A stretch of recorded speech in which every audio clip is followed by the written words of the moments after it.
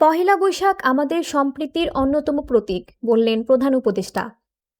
অন্তর্বর্তী সরকারের প্রধান উপদেষ্টা অধ্যাপক ডক্টর মোহাম্মদ ইউনূস বলেছেন, নানা মত ধর্ম রীতিনীতির মধ্যেও আমরা সবাই এক পরিবারের সদস্য। এদেশের হিন্দু, মুসলমান, বৌদ্ধ, খ্রিস্টান, পাহাড় ও সমতলের বিভিন্ন সম্প্রদায় ও জনগোষ্ঠী সব মিলিয়ে এদেশের মানুষের বিচিত্র ভাষা, সংস্কৃতি, ঐতিহ্য। আগামীকাল পহেলা বৈশাখ আমাদের এই সম্প্রীতির অন্যতম প্রতীক। তিনি দেশবাসীকে নিজ নিজ উপায়ে নিজেদের রীতি অনুযায়ী আগামীকাল পহেলা বৈশাখ উদযাপনের আহ্বান জানিয়েছেন। আজ রবিবার সকালে আন্তর্জাতিক বৌদ্ধবিহারে সম্প্রীতি ভবনের ভিত্তিপ্রস্তর স্থাপন অনুষ্ঠানে এসব কথা বলেন প্রধান উপদেষ্টা। সকাল 10:30টায় বাংলাদেশ বুদ্ধিস্ট ফেডারেশন এই আয়োজন করে। অধ্যাপক ইউনূস বলেন, বাংলা নববর্ষের প্রাক্কালে আমরা আজ ঢাকা আন্তর্জাতিক বৌদ্ধবিহারে সম্প্রীতি ভবন এর ভিত্তিপ্রস্তর স্থাপন করতে যাচ্ছি।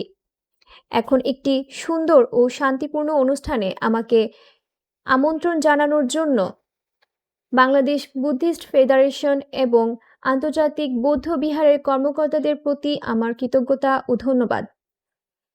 একই সঙ্গে সবাইকে বাংলা নববর্ষের অগ্রিম শুভেচ্ছা, শুভ নববর্ষ। গৌতম বুদ্ধ বিশ্ব মানবতার কল্যাণে সম্প্রীতি ও সাম্যের বাণী প্রচার করেন জানিয়ে তিনি বলেন, বৌদ্ধ ধর্ম জীবজগতের সব প্রাণীর মঙ্গল কামনা করে। মহামানব বুদ্ধ বলেছেন, শান্তি সুখ থেকে আমরা কাউকে বঞ্চিত করতে পারি না, এমনকি ক্ষুদ্র জীবও।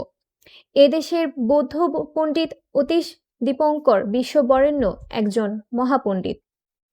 মহামানব বুদ্ধের বাণী তিনি বহন করে নিয়েছিলেন সেই মহাচীনের তিব্বতে। চীনে এখনও তাকে সর্বোচ্চ মর্যাদায় শ্রদ্ধা জানানো হয়। বৌদ্ধ ধর্মের নিদর্শন, স্থাপনা, ঐতিহ্য ও পণ্ডিতগণ মানব সভ্যতার ইতিহাসে অত্যন্ত গুরুত্বপূর্ণ। প্রধান উপদেষ্টা বলেন, গৌতম বুদ্ধের অহিংসা ও সাম্যের বাণীর প্রতি শ্রদ্ধা রেখে বাংলাদেশের বৌদ্ধ সম্প্রদায়ের ধর্মীয়, সামাজিক ও সাংস্কৃতিক ঐতিহ্য সংরক্ষণ এবং কারিগরি শিক্ষা সহ বিভিন্ন জনকল্যাণকর কর্মসূচি পালন করে আসছে এ বৌদ্ধ বিহার। আন্তর্জাতিক বৌদ্ধ বিহারের সম্প্রীতি ভবন বাংলাদেশের সম্প্রীতি ও মানবতার ঐতিহ্যকে ধারণ করে জাতীয় ও আন্তর্জাতিকভাবে গৌরবময় ভূমিকা রাখবে, এই আমার প্রত্যাশা।